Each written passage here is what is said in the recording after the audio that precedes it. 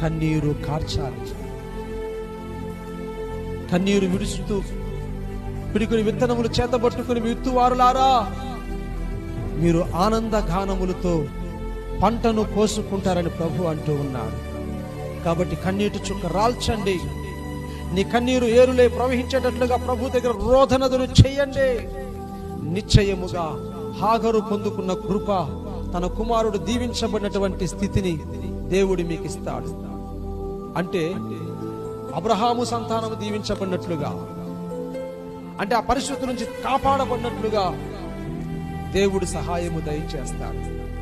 హన్నాలాగా మీరు వెళ్ళి కన్నీరు కారిస్తే గొప్ప ప్రవక్త లాంటి కుమారుడు, దేశానికి క్షేమకరమైనటువంటి కుమారులను, బిడ్డలను మీకు ఇస్తాడు.